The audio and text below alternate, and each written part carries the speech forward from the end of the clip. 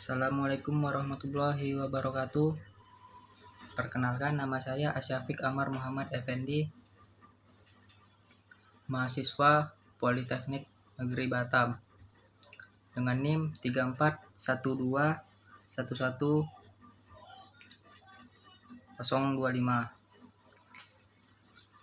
Di sini saya akan membuat video untuk tugas kewarganegaraan.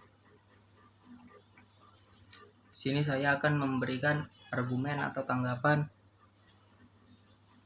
tentang COVID-19, tentang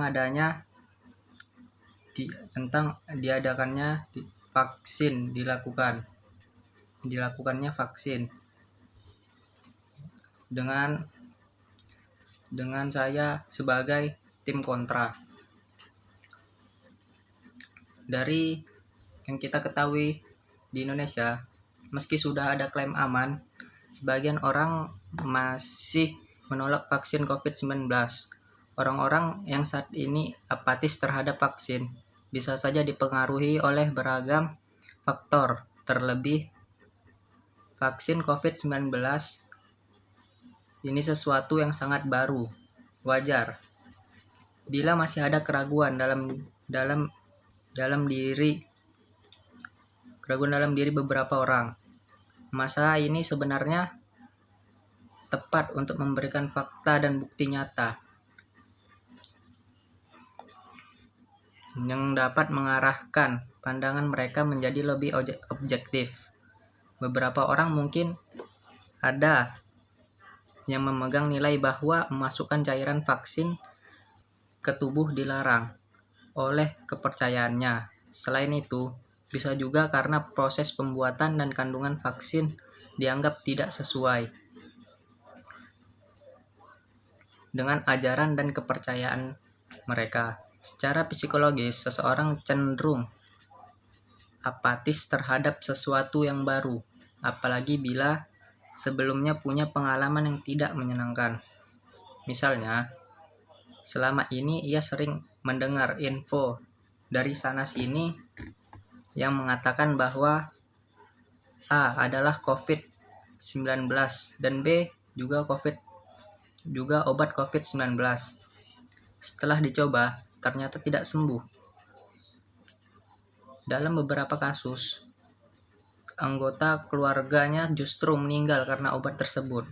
Alhasil, ketika ada sesuatu yang melindungi diri dan keluarganya dari infeksi virus corona, ia terlanjur trauma dan ragu. Kedua perasaan itu bisa mengembangkan sikap apatis untuk divaksinasi. Selain itu, rata-rata secara umum bahwa kelompok yang anak-anak muda mungkin lebih jarang mengalami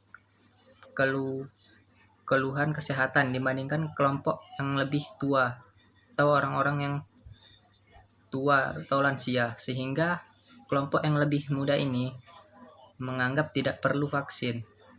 Dan yang kita tahu bahwa efek samping yang timbul setelah diberikannya vaksin COVID-19 tersebut cukup parah. Misalnya itu demam tinggi parah, demam, pusing, meriang, bahkan bisa tidak sadarkan diri. Karena hal itu membuat banyak orang takut untuk divaksinasi.